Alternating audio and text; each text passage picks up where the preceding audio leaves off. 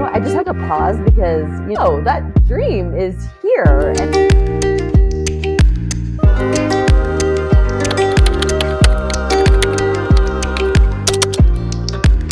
Angela, thank you so much for being on the podcast. I am super excited to chat today. Yeah, thanks for having me, Maddie. So I am really interested in your business for several reasons. I think, first of all, it has such an amazing origin story. And secondly, I am really excited about why you do business and what it stands for. And I'm really excited to have people learn about it. So why don't we start from the beginning and you can tell me how you got started. Yeah, so my company is called Threads Worldwide, and I created it with my two besties, really to create connection with women around the corner and around the world, and to create life-changing work with these same women. And the way that we do it is through the fair trade of jewelry, bags, and home goods that are made by women in 8 countries. And we started it, the three of us traveled a lot together. And whenever we were traveling, we would always we'd find ourselves in these coffee shops, just sort of dreaming about the future and what it could look like and how we could be in business together. And, I just had to pause because, I think always in life, at least even for me right now, I'm like, what's next? What am I creating next? Yeah. And I'm just having this vision of me at these coffee shops dreaming of this. And here it is. I don't know why, for the first time, I really got like, whoa, that dream is here. And I'm not really recognizing it as this dream, and I need to. So I just got some gratitude for what we created 13 years ago, Yeah. And so so anyway, we'd find ourselves in these coffee shops. We'd be thinking and dreaming about what we wanted to do together. And we went through a bunch of different business ideas, and thank goodness none of them worked. And then Threads came into my mind, and I shared it with Lindsay and Kara, and they were both in, and that's how we got kicked off. And like I said, so it'll be 13 years ago in July that I had the idea, and then it took us several years to really officially get going, but we incorporated, almost 13 years ago. So I think it's so cool because I have conversations like these with my friends when we're traveling. Like my best girlfriend and I were always like, okay, when this happens with the podcast, I'm going to bring you on full time, and then we're going to do this, and we're going to build this business together. And I think it's such an inspirational moment because especially you having this epiphany to be like, holy shit, it's real. Yeah. For anybody who's listening right now, if you're at the idea phase and you're wondering how you can get it off the ground and get started and actually make it a reality, just know that it will happen if you put in the work and you make it happen. So maybe let's chat a little bit about how you really solidified Threads from an idea to an actual concrete business. Yeah. So, I will say we had no idea what we were doing. I mean, I didn't know how to build a website. I didn't know how to do anything internationally. And we joke about this a lot, but we didn't even wear jewelry. I mean, we were volleyball players. We didn't even have that kind of connection. You weren't traveling and being like, oh my God, I love these jewelry pieces. That's where it comes from. No, it's I'm definitely, I'm not a fashionista here. I'm in my Thread sweatshirt, my hoodie, but I'm not, I even over all this time, it's not who I am. But really what was important was this connection and seeing the way that women were living in some of the countries where we visited, and how it was just not correlate to the kind of talent that they had. They just made beautiful, gorgeous things, and they were only selling to tourists. And so we thought, well, if we could connect this really strong market with this really amazing talent, it really could be a fun way to build a brighter world.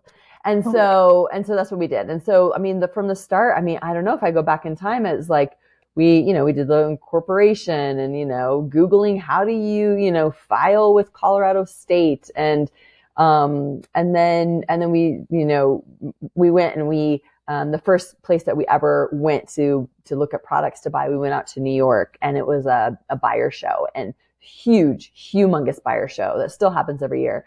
And there's this one section that was fair trade and handmade. And so we went into this, little subsection of this buyer's market, and that's where we met some of our first partners. And since then it's evolved and we've gotten referrals and things like that, but that's really where we started. And I mean, we laugh all the time because I remember we worked from a hotel lobby. We would meet there. And this time we were just really debating about certain products to buy, and should we buy 10 or should we buy 12? And we would like muster up and say, okay, we're going to buy 12, and we'd all high five each other like this is some big deal. And just to think about, these baby steps and just really, I don't know, having our sight on this passion and this vision that we knew was coming to be, and let's just figure it out as we went. And it just so happened that luckily I loved every single part of the business. And so no matter what I was doing, it was fun to me. I assume you guys like bootstrapped the whole thing from the very beginning. Like, was this all self-funded? Yeah, it was credit cards. And I mean, we did have some friends and family, help with things. Not a significant amount. I mean, thank you, mom and dad, and thank you to the parents who helped, but it wasn't like we were out raising, $250,000 or anything like that, Right. So it was pretty bootstrappy. And I mean, honestly, we made so many mistakes at the beginning. Had we, if I'd known now what I knew then, we would have needed a lot less. Well, what were some, like, could you give some specific examples of things that you wish you could go back and do differently? Our website. I think we spent, now this is an old memory, so it might have gotten inflated in my memory, let's just be honest, but I think we spent like 35 to 40,000 on our website. Yeah, that's not surprising. Which should have been, I mean, it should have been 7 to 10 with how basic we started. So that was a real bummer. And I'd spent a lot of time researching what we were building and still made that kind of a mistake. And, Me too, actually, though. Did you? I literally just talked about this on the podcast the other day, that I spent way too much money on my website, even as it is right now. And it's currently not serving my purpose because I made it before I decided to transition to a podcast.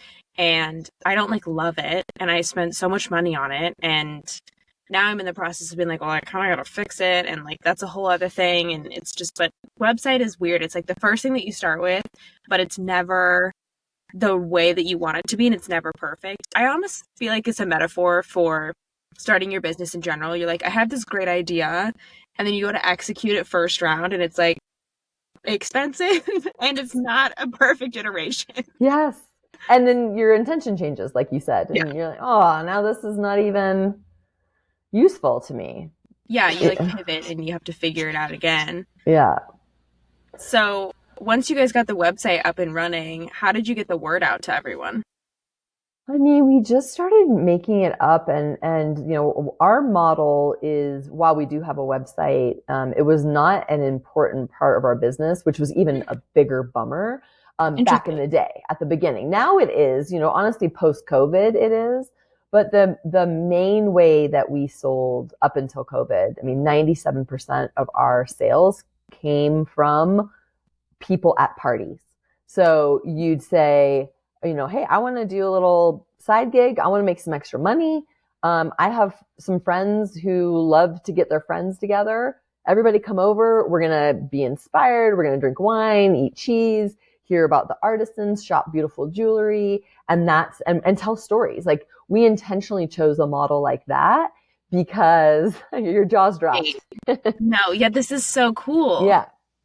I think this is so interesting. It's so different from the large majority of what I hear today, where it's the classic, we're doing everything online. It's all website model, and it's all even social media. I would have imagined that you're oh yeah, we're all up on TikTok and we're trying to do that. And just to hear what I think is so refreshing and also so important about the way that you guys do it is that the reason that you started the business was to uplift these amazing women in these countries who don't have the opportunity to be uplifted.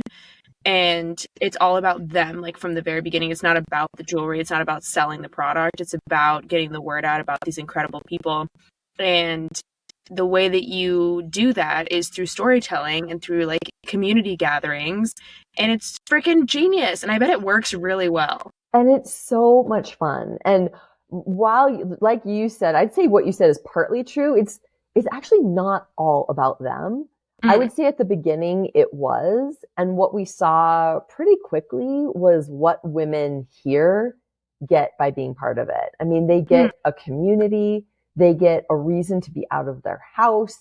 They get especially post COVID, now that people are getting back together. The number one reason people say that they host gatherings is because they miss their friends.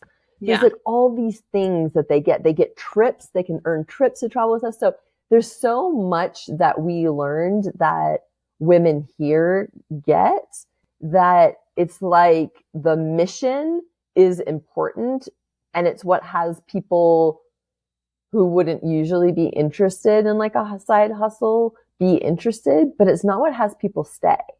What has people stay is the, like, being really good at something and having something to do, you know, that has a purpose, and have them feel, I don't know, fulfilled at the end of the day. So yeah, so that's our model, and it is really fun. And it's not just you guys hosting, it's you have other women who want to have a side hustle that come to you and they're like, hey, I want to sell with you guys, and then they're responsible for coordinating and doing all of that stuff. You got it. Wow. Yep. And they can sell, if they're great on social media, you can do it on social media. And if you want to get together and you're somebody who likes to be social, I'd say that's still the majority of the way that we do it. And yeah, we have probably 40 women across the US. So we're really small as this industry goes, which is one of the things I'm excited about. It's like, we have nobody in California. Like we're waiting for a leader to come and be like, I want to open up California, you know? Yeah. Yeah. I think this is just so refreshing, and you're kind of blowing my mind right now, because it's really not at all what I thought you were going to say. And I love that. Is it less stressful for you as an entrepreneur to run it this way? Well, I don't have anything to compare it to, so I don't know. I would say in the last 18 months, I've really, really done some work on myself and my mindset, where I only go towards joy now. And I can feel when I start to get nervous or in a scarcity mindset, and I just make sure that I pay attention to that and keep going towards joy and abundance. So it's definitely not stressful. Right. But it sure is a lot of fun, because when we have a big sales day, that means that a woman, you know, in Chicago got to connect with 10, 15 women, share stories, hang out, and sell jewelry. And so there's so much that goes into it, other than just like, oh, somebody had a really great Facebook post or Instagram post, you know? Yeah. And we welcome that as well. But there's something else that's celebrated in the sales. Yeah. What did you do before this? I was in digital marketing. I was in sales for digital marketing, and I didn't like it. So I didn't pay attention to it. And I sure wish that I did. That's me. What'd you say? With everything. I said that's totally me with like stuff in school that I was like, I probably should have been listening to that, because that was like probably pretty important. Yes. What was your major? I majored in art history, which is so far from what I'm doing now. Yeah. It was one of those things where I was in college and I was like, I have no idea what I want to do with my life. And you're asking an 18-year-old who knows nothing like about anything to pick a life career. And I was like, I don't know what that is. So I just decided to pick something that I liked and that I could see myself studying for 4 years. Yeah. Also, like, I went to liberal arts college, so we didn't really have like business major or stuff like that. So you really had to like zero in. So I like specialized in Asian art, which really has like no help for me today at all for what I do. But it was nice. I enjoyed it. But at least you enjoyed 4 years. Yeah. I mean, that's something. I agree. It's a crazy system that you ask people to choose when they're 17, 18 years old. And my major was biology and psychology. So I never did anything with that either. Yeah. Well, Yeah. psychology maybe a little bit because you're all about connection and bringing Yeah. people together, but it's not Eh, like you're a therapist. no, no, not at all. So when you were starting this, were you just Googling a bunch of like how to set up, like what kind of business account should you be using and all of the sort of like nitty-gritty details? Yeah, well, I'll say this. Luckily, my two business partners, one of them had some background in that. She was by no means an expert, but we sort of divided. So she took Yeah. that. I took some of the marketing, again, not because I was good at it, but because I was the most good of it of the three, Yeah. you know? And then the other person took on more like operations because she was the most organized. I mean, literally, that's how we Mhm. split it up. So yes, there was a lot of Googling, and there are so many resources out there. I mean, we talked about the websites earlier, but it's like there's apps that will build your website so easily and so inexpensively now. Like Yeah. it doesn't need to be perfect to launch. The thinking of fail fast, I think, is really a great lesson that I have to learn over and over again. But if you want to try something, get a minimum viable product out there and test it, and you'll learn. Knowing that the first thing you launch is not it, don't spend all your time, money, time, resources to try to get it perfect until you get to go and explore and see what people respond to. Yeah, That was totally. something I wish that we had learned for sure. Yeah. I mean, failure, I'm starting to discover, is truly just like invaluable information Mm-hmm. because without, and I think failure maybe even is the wrong word. I think it's more just like learning lessons because you're trying something and if it doesn't work out, whatever, you just got some great information. We're like, okay, well, we know that this doesn't work, so now we can take that off the list and try something else that might work. Mm-hmm. And if you never put out your product or just even like the initial website something, then you'll never know what works and what doesn't work. So it's kind of like you have to go into it almost with the expectation of, again, not that you're going to fail, but just that you're going to learn. You're going to Yes. learn something. Yes. I mean, to relate this to something even in the day to day, and I know a lot of your listeners are entrepreneurs and so they're thinking about it this way, but if you think about it just in the day to day as well, is I, for me, of course, the first answer I want to hear is yes, but the Mm, second answer I want to hear is no. I do not mm, want to hear maybe. And yeah, that is a really big deal for the women who get started with us because they don't want to hear no. I mean, truly nobody wants to hear no. But from my experience, the worst is sort of this ambiguity. So it's like not launching or waiting until it's perfect is that purgatory, is that ambiguity that is so painful. Like put it out and get a yes or a no. yeah, Ask somebody something and get a yes or a no versus like this maybe land where yeah. there's just It's like a no movement limbo. there. Yes, the Yeah. limbo is the worst.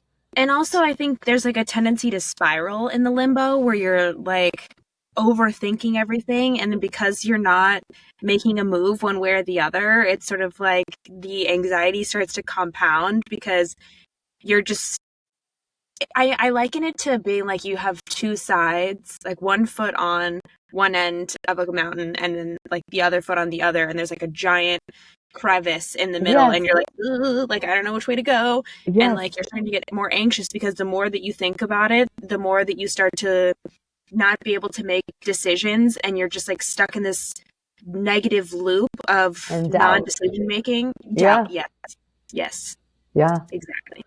yeah. I mean, it takes something, it takes courage to do it. And if you can get comfortable with getting information, like you said, it's not failing, it's gathering information and Yeah. or getting the no, like not being afraid of no, because that does just, it puts you on a different path than in maybe where you're just stuck, like you said. Yeah, and I think entrepreneurs have at least some tendency towards risk in some way, shape, or form. Because for myself, I wouldn't consider myself like a super risk taker, but I'm okay with taking the leap to either like cold DM somebody to be like, hey, do you want to be on my podcast? Or I don't have that sense of embarrassment about asking for what I want or what I need. And I don't have embarrassment around trying something for the first time. And even if it doesn't work out, like I don't care because again, I've learned something. But I think that's a key differentiating point between all entrepreneurs and non-entrepreneurs, because you have to have risk in some way, shape, or form. Yeah. Yeah. I agree. And I don't know where that balance is because luckily I had both, but where the passion is so for me, once I had the idea, this was not going to happen. Yeah. It was going to happen. And so again, it's like, what are those steps to get it into place? But it already was. And so, I don't know if you feel that way about your endeavors, but it's like, you know where you're going and well, maybe you don't know where you're going, but you know you're going. And that's once you have the idea, you're like, this is happening. Yeah. You're like, it's almost no longer an idea and it's a project. Yeah. Yep. That's a great way to say it.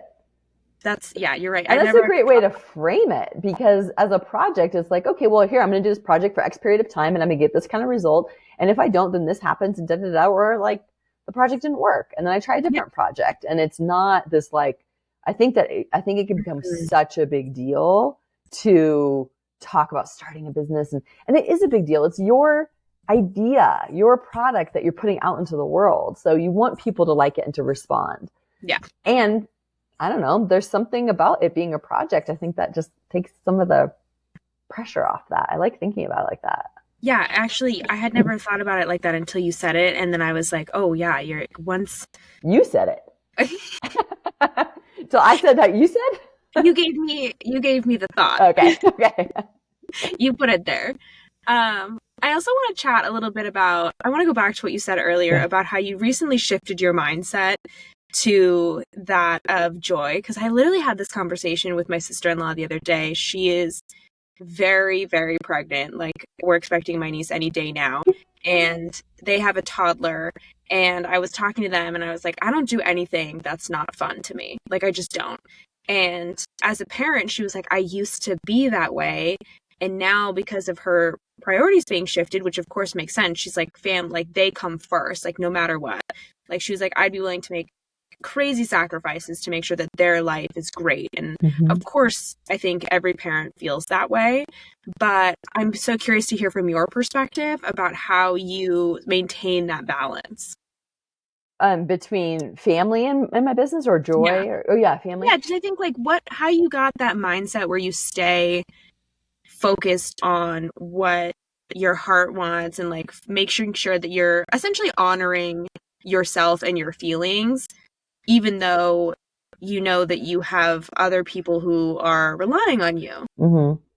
I mean, I'll say at the beginning, it was such fun. Everything was new. And then it got a little bit pressure, like, oh, now we have bills. And then COVID happened. And I mean, we were just sweating through our clothes daily. It was so stressful. And it was at some point in COVID, it was July 2022. So it's sort of like all is COVID over type of period. Yeah. And I just remember standing in the parking lot, in the driveway of our office building and saying to my business partner, like, I'm not doing this anymore. And I just had this realization of me, my kids are small and I was so stressed. It's like I barely saw them. They were like a distraction from what I needed to be doing. And it was in that moment of I built this company for fun and joy and connection. And I'm not experiencing that. It just came to the point of like, no more. So just to give a bit of the journey, it has been pretty recent that I've gotten back to that. And it's not perfect at all, but last night, I started worrying about some stuff, like February's not our booming time of year. And it has been until about a week ago. So now it's this adjustment period. And I was starting to get nervous and feeling all those things. I'm like, no, I'm just going to go. I literally like wrote out a little mantra for myself about how things work out and how money's coming and all of that. And it just like, I even read it a couple of times today. So it's not, I don't know. I think it's a practice.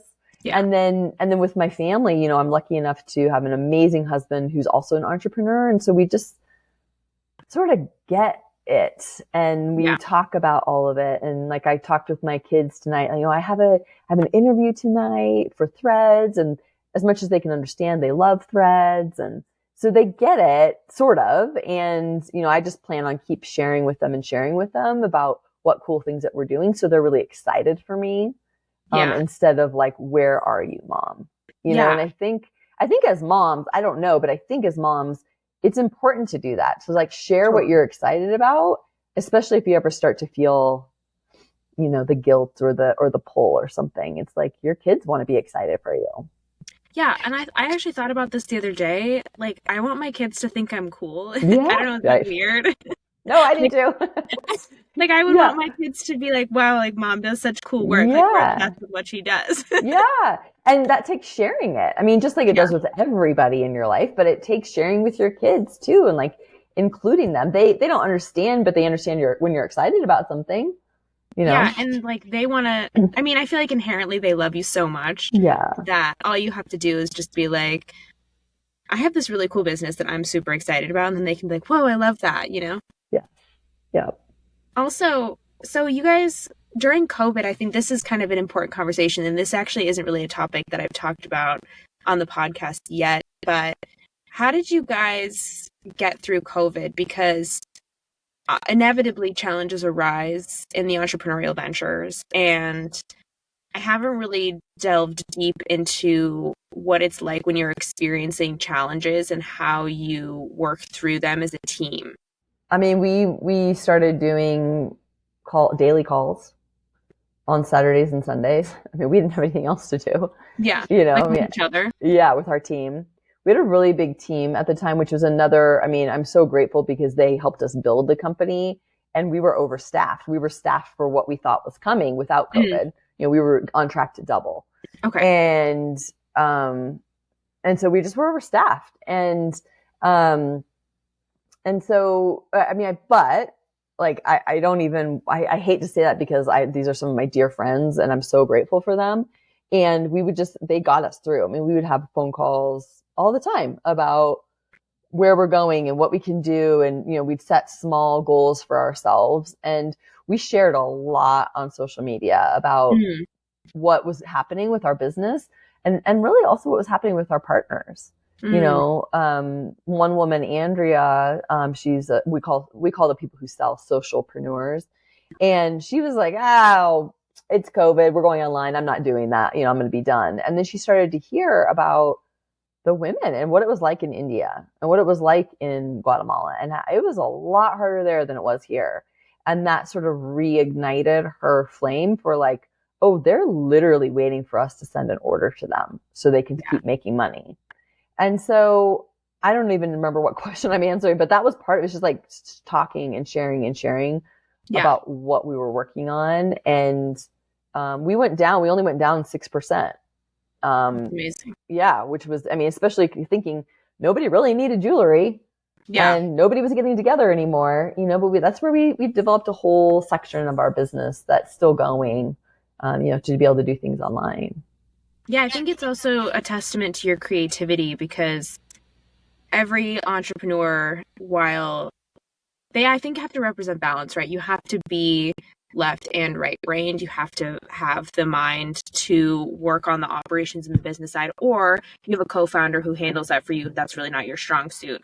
But you also have to be creative because in times of challenges, you have to figure it out because I think most people's first instinct is like they're met with a challenge and they're like, well, that's it, I gotta go. Whereas like the beauty of entrepreneurs is they're like, okay, here's a roadblock. How are we gonna get around that? And I think what's really nice is to hear that you rallied around your team and you were able to inspire them to also continue to pursue the dream and to keep chugging along even when things seem tough. Mm-hmm. Yeah, and there was really a non-negotiable. There Mm, was no going back for so many reasons.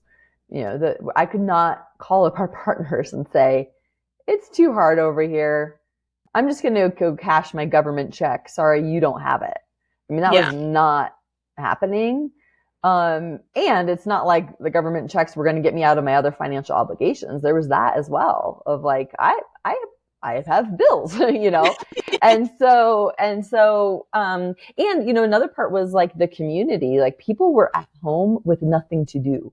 Totally. We had the biggest, spike in like our participation for our trainings and our calls and things like that because of that. So it was like, I feel like we really touched on all parts of what we offer and leaned into that. And, I think it's fine to quit things when it's time or just be done. Maybe it's not, and quit has a negative connotation, but just like, it's fine to be done with something at some when a point. chapter naturally closes, then you should let it happen. But when it's not time, you also know. Like, I think if it's time, you know it's time, because I think there will be a lot of other circumstances around you that will also demonstrate to you that it is in fact time. Like the universe will show you in other ways when it's time to close. But in your guys' case, like it was just it was not time. Yeah, it was not time. Yeah. And it was like instead a time to lean into all of the other offerings that you guys have, and like how can you bolster them to get people really excited about it. Yep, exactly. We did get very creative. Yeah, it's something that I am also like trying to work on for myself. Like, how can I become consistently more creative? Like, how do I give myself space to do that? And I think for me it's hard. Like, I think I lean so much toward logic, and I'm really good at like putting things into place when there's a roadmap. Like I can execute a task. Like I love to execute a task, but thinking about high level and like getting creative is not necessarily my strong suit. And it's something I'm trying to get better at. Like, do you find that you lean more towards the creativity side of things? I think I have that balance. It's definitely more comfortable for me to be in the logistics, the operations, because like, I could see the pathway and work backwards. But I can get creative, and I'll pose something to you, like if you're open about how to bolster some of the creativity. Is one, it sounds like what you're doing, which is give yourself space, like actually set some time aside to do it. And just like, I am not doing logistics. I am only working on this creative project. Here's another way though, to like really amp it up is give yourself a problem, invent a problem you cannot figure out.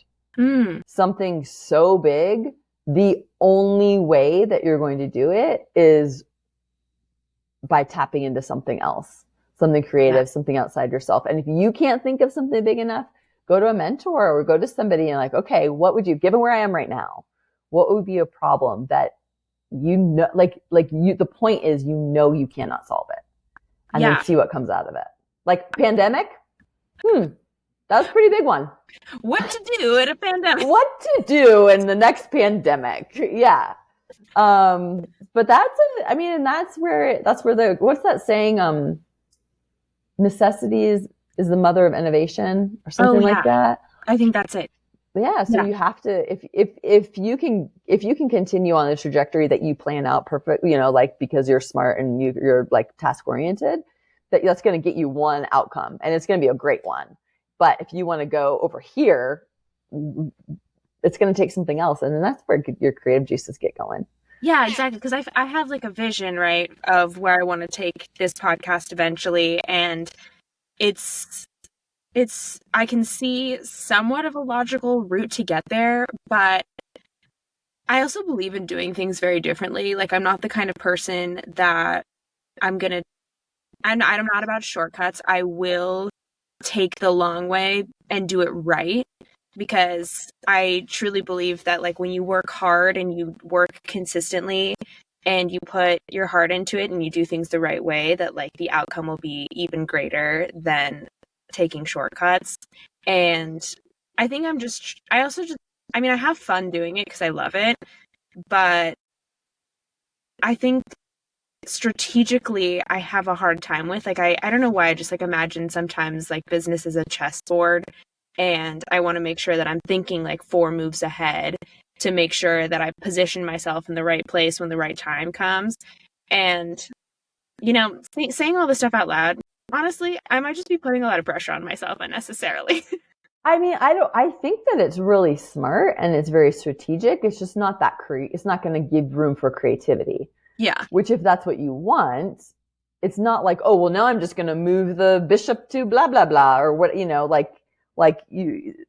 not saying be reckless or something, but, maybe within a certain section of your business, create something that's so big, you have no idea how you're going to accomplish that. Like, you have to get creative. You have to talk to people differently. You have to think about things in a different way. There's a different level of things that you're Googling than if you're, just on your plan. And keep that plan. But maybe part of the plan is, all right, I'm going to create one crazy thing for me to do. Yeah. I think I'm going to give that a try because... Does something come into mind? I think so. Like, I haven't figured out exactly what yet, but I can feel it like bubbling in my gut. I had the thought earlier today where I was like, on Saturday morning, like, I'm really going to take some time and just like let myself have fun, like create some special content and just really just like let loose a little bit, I guess, and have fun and try to and just like enjoy some stuff and like make stuff that I want to make for seemingly no reason and work with that. Yeah. So I have some food for thought now, and I hope for everyone listening that they also have some food for thought. That's a really helpful tip. Yeah. It's fun that way too. And then there's, it's an unsolvable problem. So when you don't solve it, it's easy to stay in curiosity. I also forgot to ask you, how old were you when you started Threads? 34. That's really young. Yeah, 34. Is it? Were you working like a regular, like 9-to-5 job before that? Yeah, I was working from home, so it wasn't like really 9 to 5, but it was, full-time job, doing marketing, like I said, doing sales for a marketing agency. And, I just fit this in anywhere I could. I got up early, stayed up late. I mean, I didn't have kids or any of that kind of stuff, so it was easy. But that's what I would work on the side. And as soon as I had the idea, I wanted to quit.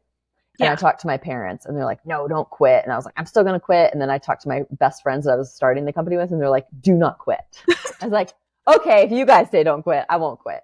So it took me, I don't know how long, 8 months or something like that to quit. And I mean, honestly, I quit way before I should have, but whatever. Yeah, that was going to be my next question was like, when did you have the confidence to just decide?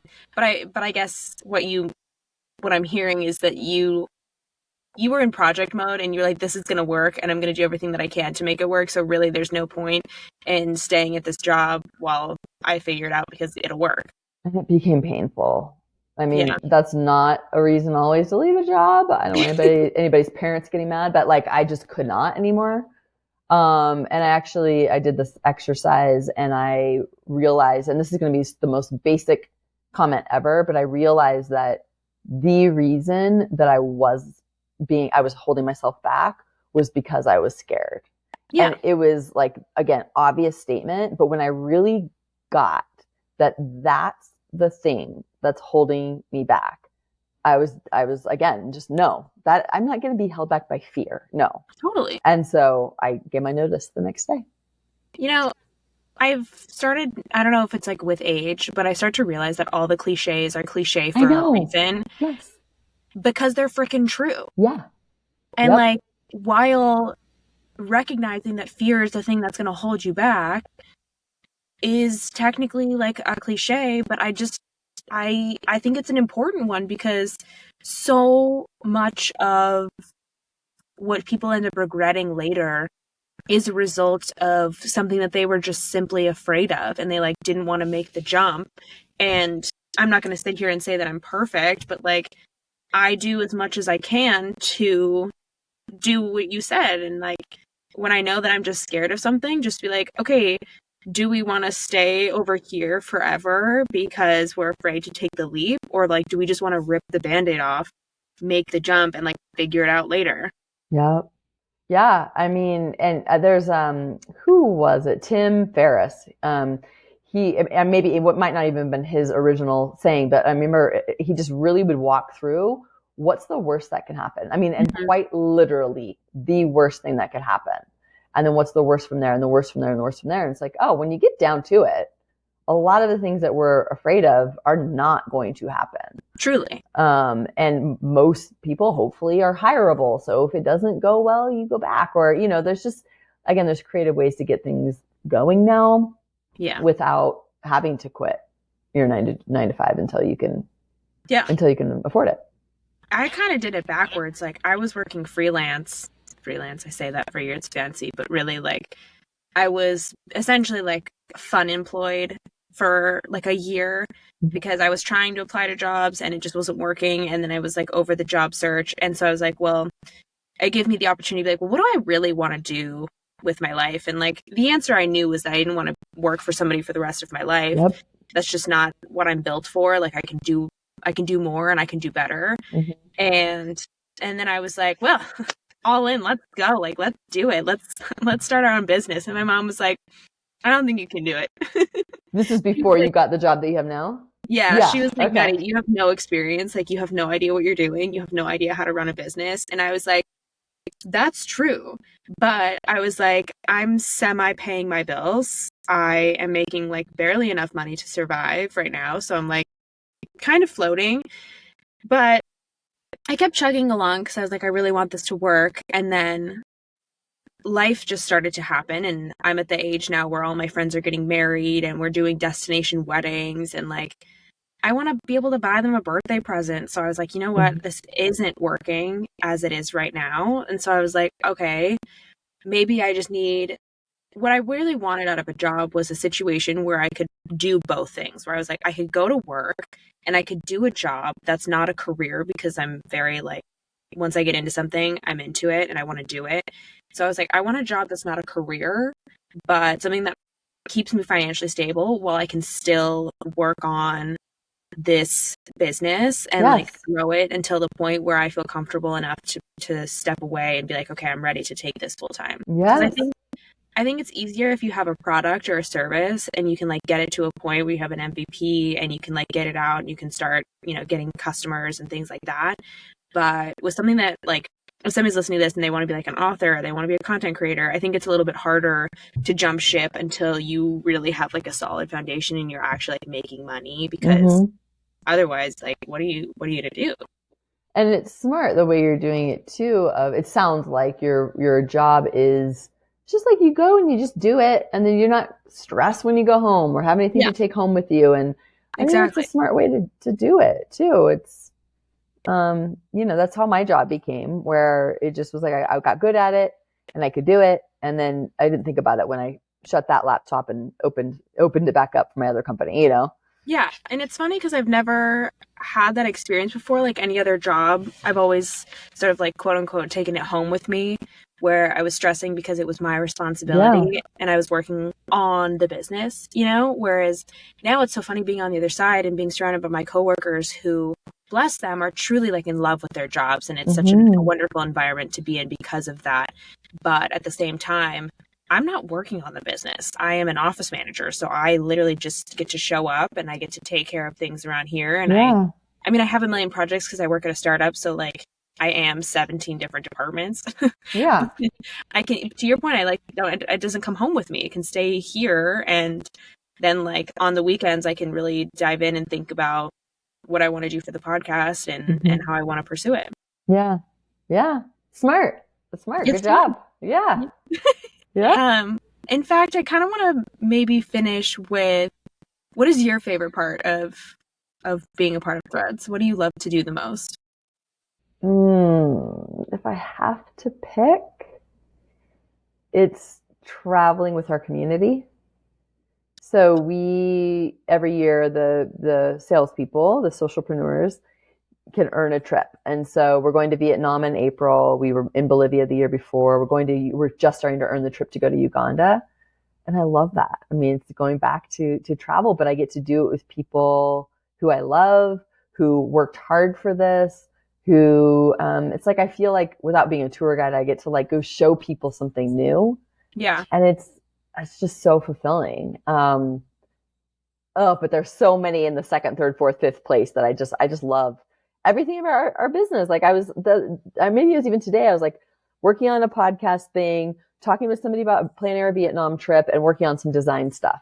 It's like, this is my life. And in between, I got to talk to a whole bunch of women I love. It's like, this is pretty incredible. So I don't know. I think it's the perfect business. Yeah. And it sounds like you've built a really amazing team. Mm-hmm. Yeah, we have. How do you do that? How do you make sure that you're hiring the right people and that you're surrounding yourself with the right people? A lot of luck and trusting myself when I meet them. Right now we're small from a home office perspective. It's me, an operations person, and a shipping person, and then a part-time marketing person. That's it.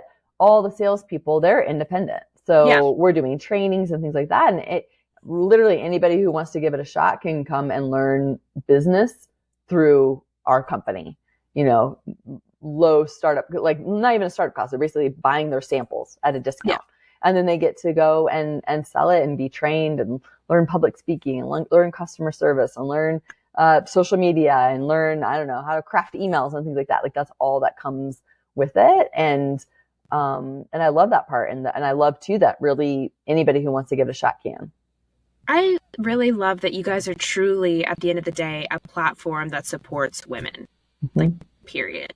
And I think the way that you do that, exclamation point. I think it's amazing, and I really have loved learning about it, and I've loved chatting. And I think this is the perfect place to close. Yes. This has really been such a fun conversation. I've truly appreciated you coming and hanging out with me tonight. Yeah, me too. Thanks for having me. It was a lot of fun.